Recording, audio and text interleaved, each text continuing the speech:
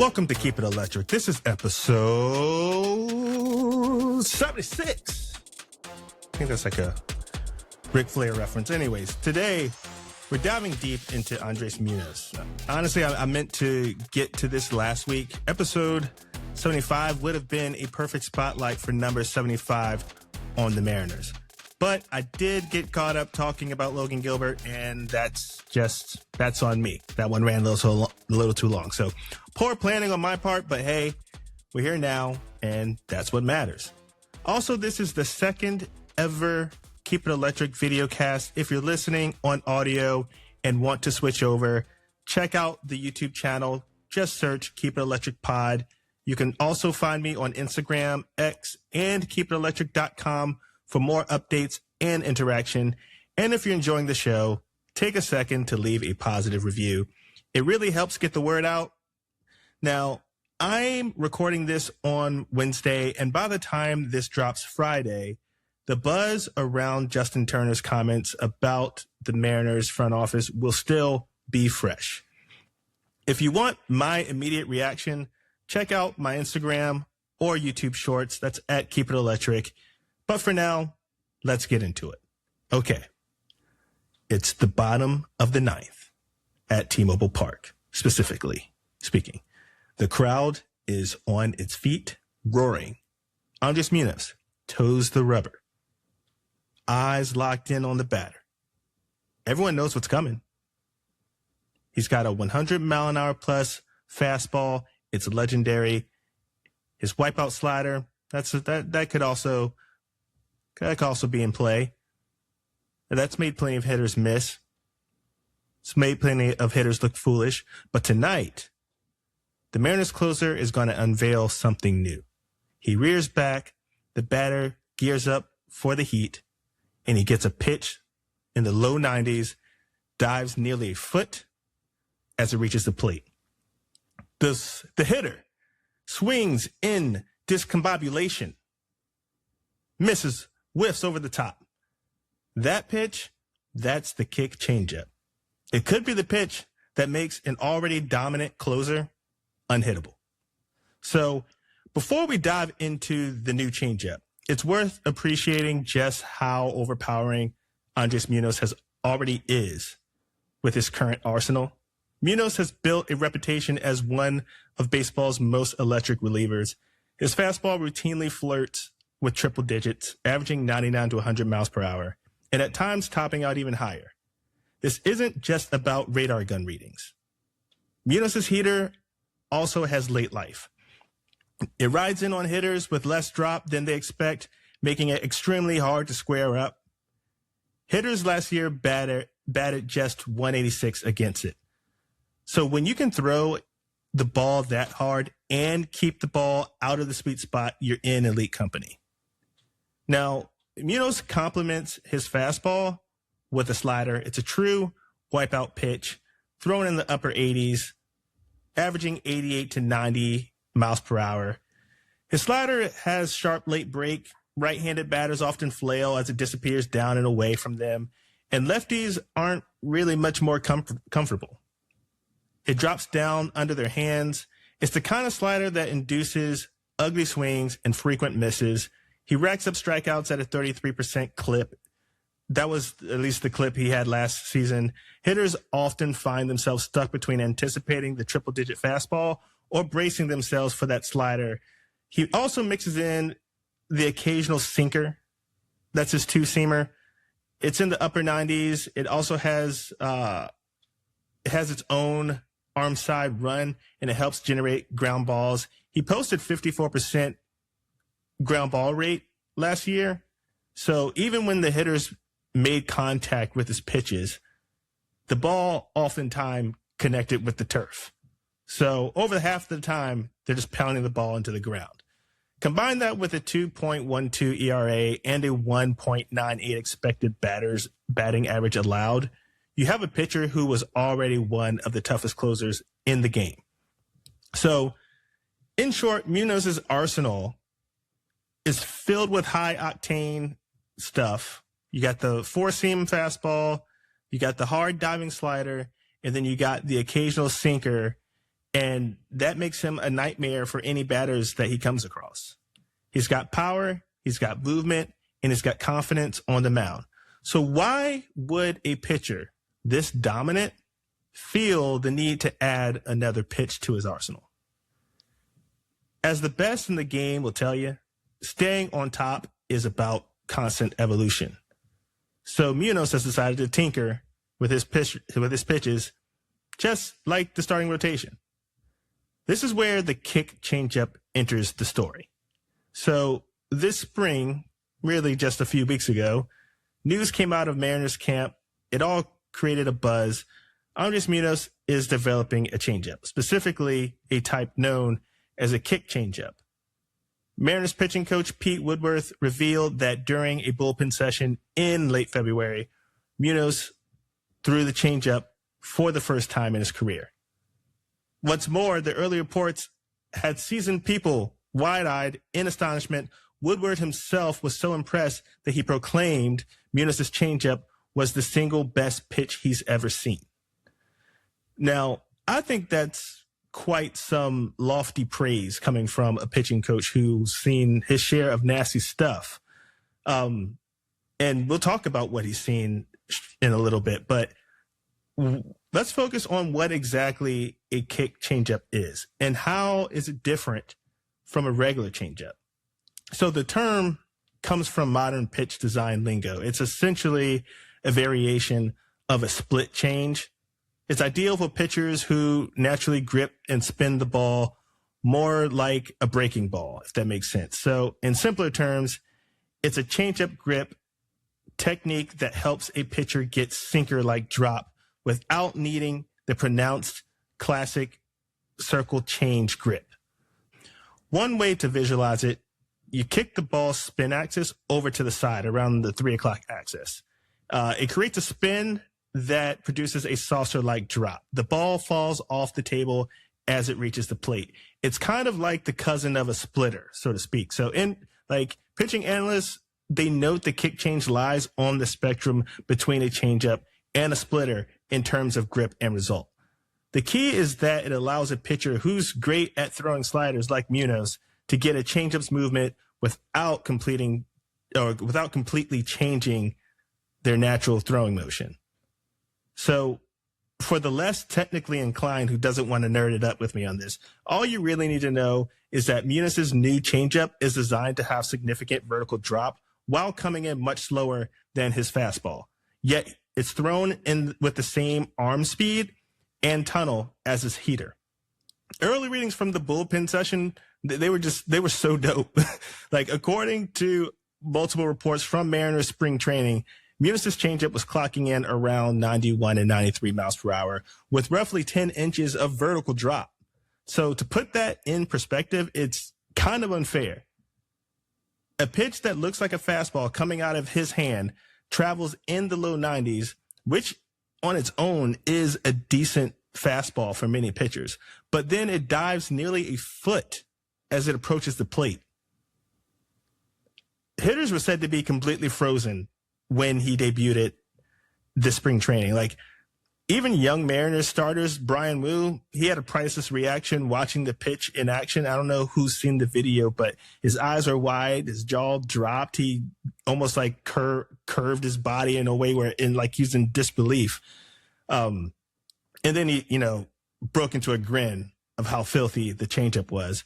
But from a pure stuff standpoint, the kick change could be transformative for him. It's the same arm action, 8 to 10 miles per hour off of his fastball with a late dive. That's a devastating change of pace. Generally, a good changeup in MLB lives by those attributes, though. So roughly 8 to 12 miles per hour slower than the fastball. You want to have an identical arm slot with downward movement to disrupt the hitter's timing. Munoz's new toys checks all of those boxes. In fact, baseball is full of stories about how important it is to maintain this speed gap. I think a really great reference is the Hall of Famer Trevor Hoffman. Hall of Fame closer, he famously adjusted his pitches later in his career to always keep about a 10 mile per hour difference between his fastball and his changeup. That split in velocity was key to his changeup success and his success as he started to lose some velocity. Munoz is right in that golden differential range. He throws 100 miles an hour heat, and then he's got the changeup at 91 to 92 miles per hour. That's enough of a delay to mess up a hitter's timing, especially when the hitter has to also account for the ball suddenly dropping under the barrel of the bat. So one thing to note from spring is that this really illustrates the pitch's potential. In that first bullpen session, Munoz's catcher, Kyle Raleigh, we know him, and teammates immediately reacted when they saw the changeup in action. So imagine being Kyle Raleigh, expecting another hard fastball or some sort, even though Munoz gave him a heads up that he's trying something new, and then he just watches the ball tumble downward. Like, that's a moment that'll put a smile on any teammate's face. When your teammate is giddy about a pitch, you know it's something special. And then if even Pete Woodworth calls it the best pitch he's ever seen, or like if that remark is even half true, Mariners fans have every reason to be excited.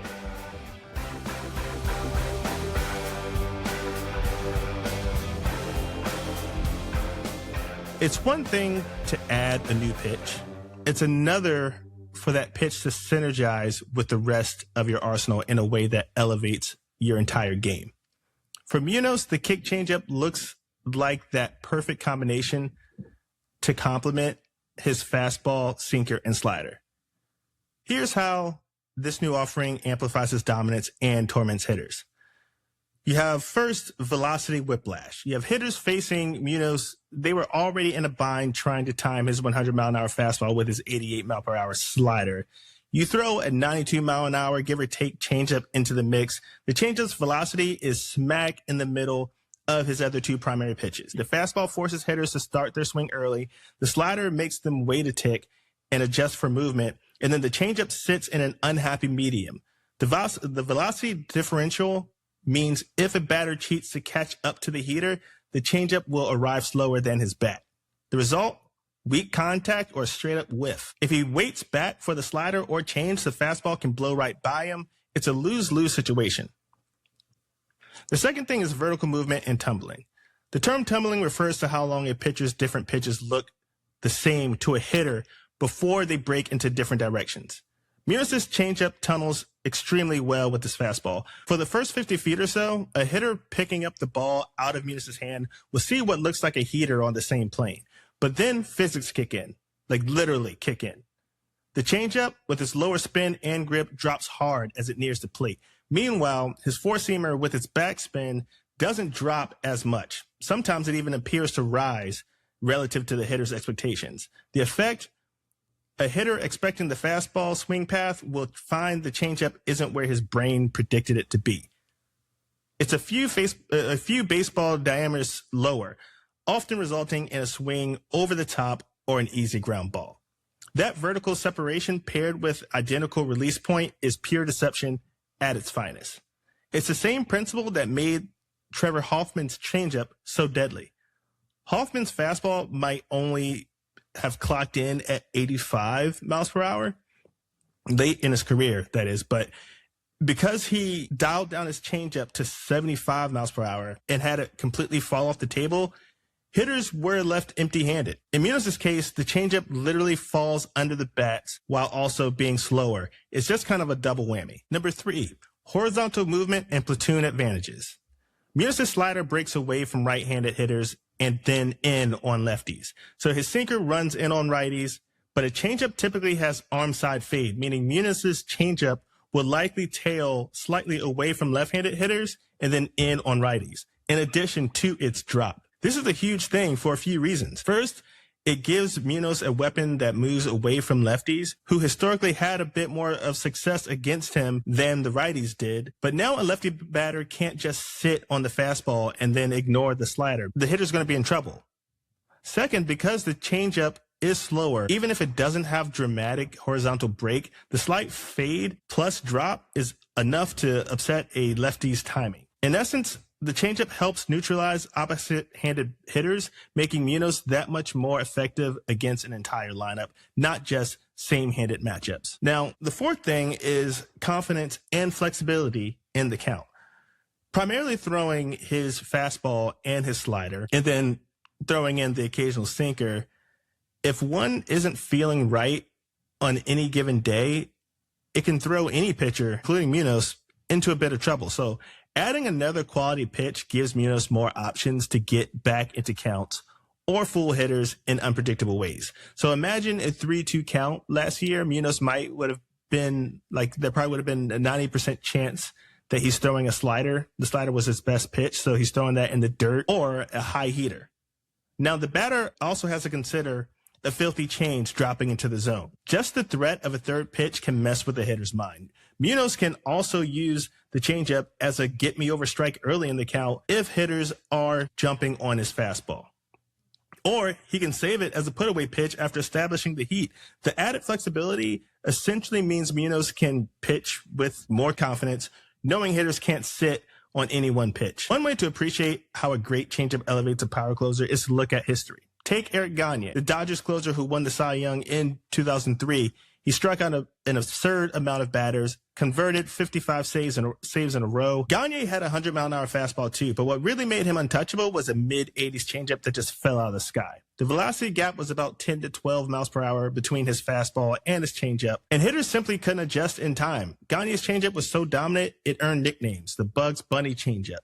Helped him punch out 137 batters in 82 innings in that same season. Now consider Munoz. He's got a similar gap, 100 to 90, maybe even sharper movement in his change with modern grip techniques. It's not crazy to suggest that Munoz, with a nasty changeup, could become as formidable as a Gagne or any of the great closers at their peak. We can also compare Munoz's developing change to a current star reliever, Devin Williams of the Brewers. Williams isn't a traditional closer, though he has taken over that role now, but he's known for arguably the best changeup in baseball today. They nickname it the Airbender. Williams' changeup is slower, mid-80s, has ridiculous horizontal movement. It behaves almost like a screwball. While Munoz's kick change may not have that extreme sideways action, the concept is still the same. It's a dominating off-speed pitch that made Williams nearly unhittable. If Munoz changeup, if it can even approach that level of effectiveness, pairing it with an even harder fastball and slider, we're talking about truly special elite closer stuff. So what does this all mean for Munoz's role in the Mariners bullpen? After they traded away Sewald last year, Munoz stepped into the full-time closer spot and proved that he could handle it. He had some ups and downs, a few injury hiccups, and occasional wildness, but for the most part, he showed the poise and fire won once in the ninth inning. He's already the guy in the Mariners bullpen. The addition of a reliable changeup could redefine what kind of closer he is. It could transform him from a primarily two-pitch power closer into a more versatile strategic weapon who can be deployed in any situation without considering a platoon. So you could ask,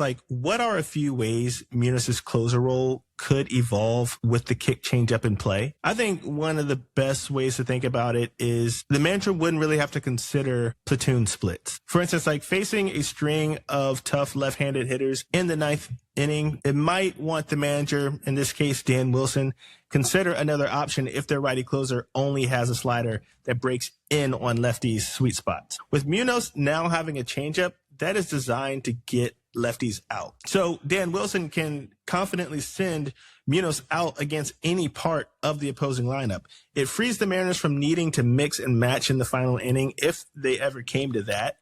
I look at that as a huge asset, especially in the postseason when bullpen roles can get blurry and you need your best arms to get the biggest outs. Regardless of who's batting, Munoz can be your guy. The changeup can actually help with efficiency. If he can induce ground balls or whiffs early in counts with it, he stays fresh. With an expanded arsenal, Munoz can handle the last out of the eighth and all of the ninth in a tight playoff game because he can navigate that many hitters with 3 different pitches.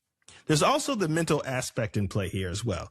So knowing that Munoz has added a new trick, opposing teams will probably end up scrambling to prepare. Hitters might watch every video to try to practice picking up that changeup out of his hand, but until they stand in the box against it, it's all just theoretical.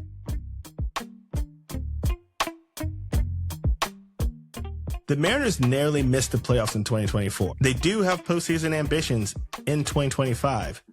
They remember the taste of playoff baseball in 2022, and you know that they're hungry to go deeper. The lockdown closer can be the difference in those tight October games, where one swing can change the series. I would think about recently, like semi-recently, the 2015 Kansas City Royals. They rode an incredible bullpen. Wade Davis was essentially unhittable. They won a championship that year. The 2019 Nationals, even with some shaky relievers, they leaned on Daniel Hudson and a couple others in big spots to secure wins. If Munoz ascends to that elite closer tier, the Mariners suddenly have a major advantage in close games. And in the playoffs, many of these games are close. A truly unhittable Munoz could slam the door on any late inning opposition rallies. That might steal a game on the road or clinch a series at home. Now, Seattle hasn't had a closer with this kind of raw stuff and raw talent since probably Edwin Diaz in 2018. Diaz didn't have a changeup, but he did need one that year because he was so overpowering. Munoz is cut from a similar cloth, but now imagine Diaz plus. That's the potential here. Andres Munoz, who has a changeup, could very well develop into the best closer in baseball. I know that sounds a little crazy, but let's think about it. He's entering his prime. He has guidance from a progressive pitching development staff. He's showing a willingness to adapt and expand his game early in his career. All the ingredients for a leap to elite status are present. Now, I'm going to wrap up this deep dive. It's clear that Andres Munoz's journey with the new kick changeup, if he decides to add that into his rotation, I think it's almost inevitable. It's going to be one of the most intriguing storylines to watch for the Mariners and across baseball this season. If you picture a young closer who already sports a triple-digit fastball that batters fear and a slider that can make MVPs look silly, give him a third pitch, one that comes with a built-in nickname, the kick change, one that even jaded coaches are raving about, and one that early data suggests is downright filthy. It's almost like a video game upgrade. Munoz was already a boss-level character, and now he just unlocked a special move that makes him even more formidable. Keep your eyes on Andres Munoz. Next time he's in the game, watch the movement of his pitches. You might witness a fastball at 101, a changeup at 92, a slider at 88, in really any given order. If we're lucky, he'll debut that changeup in a real game for strike 3. The batter's going to walk back to the dugout shaking his head. It's the kind of weapon that could create must-see TV in the ninth for Mariners fans. Mariners games could become a showcase of one of baseball's brightest young closers blossoming into elite status. For diehard fans and analysts, there's anticipation in imagining the stat lines and highlights Munoz could produce. More strikeouts? Quite possibly. Hitters might be so off balance that his K rate jumps up even higher. Lower contact quality? Highly likely. A good changeup induces a lot of weak grounders and pop-up mishits. We might even see Munoz enter the conversation for the Mariano Rivera Award. That's, of course, if it all goes well. The Mariners are a team with postseason hopes, and a lockdown improved Munoz could be the linchpin that holds these hopes together in tight games. In baseball, there's a saying, stuff wins. Andres Munoz, he's always kind of had the stuff. Now he's just got more stuff. And if he refines this kick changeup through the season, we'll just learn how game-changing it truly is. So whether you're a casual observer or a stat head, watching Munoz evolve is a reminder of why we love the sport. It's a constant cat and mouse, constant adjustments, the pursuit of perfection. When you see 75 jogging in, know that you're not just seeing the guy you saw last year, you're seeing another improved version of him. He's armed with a changeup, a kick changeup, a changeup that could kick down the door to baseball's elite club. The Mariners have a potential monster in their hands, and hitters around the league are about to find out just how nasty Andres Munoz can be when he adds a little change of pace in his game. Stay tuned. The era of the kick changeup might just be beginning in 2025. Thank you for tuning in for another episode of Keep It Electric. Talk to you next week.